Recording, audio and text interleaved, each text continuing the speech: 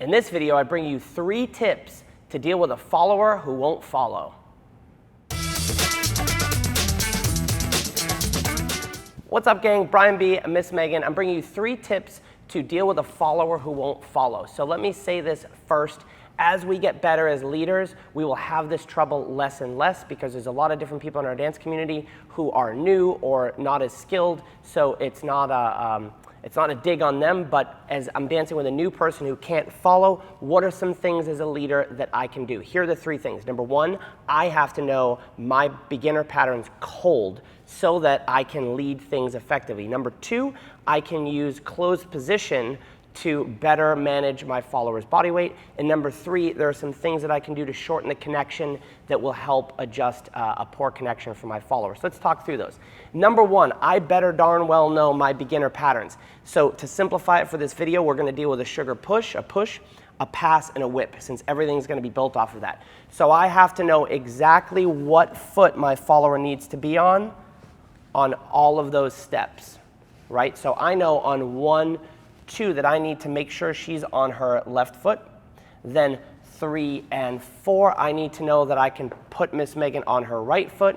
And then 5 and 6, I need to know that I can put her back on her left foot. If I deal with a side pass, it's the same feet. 1, I need to make sure she's on the left foot.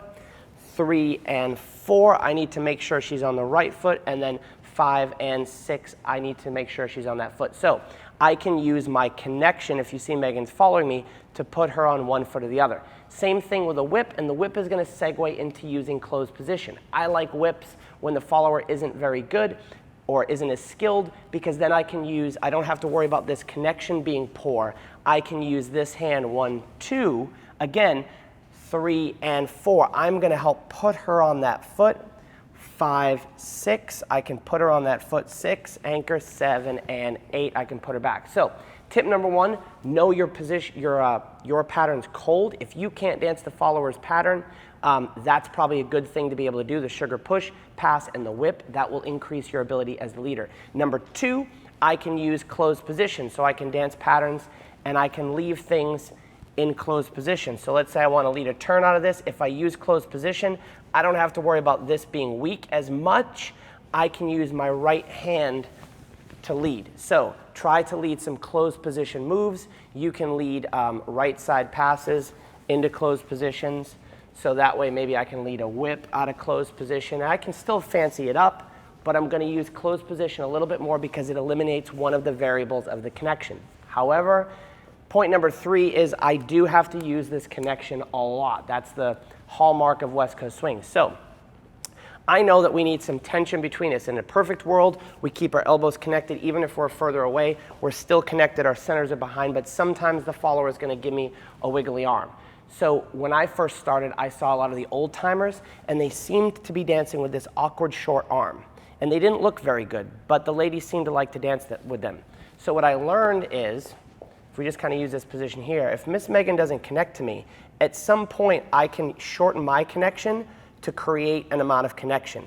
So I can dance with a shorter connection and take up the slack in her arm. So as the leaders, I'm not going to pull her body weight, but I'm going to use my connection to pull out the slack in hers. And if I can pull out all that slack, then eventually I'm going to have something connected to me. So there's 3 tips you can use. Number 1, you are going to know your patterns cold, your beginner patterns, and specifically her footwork. Number 2, you can use closed position to manage your partner's body weight a little bit better. So let's say Megan isn't even the right foot to start.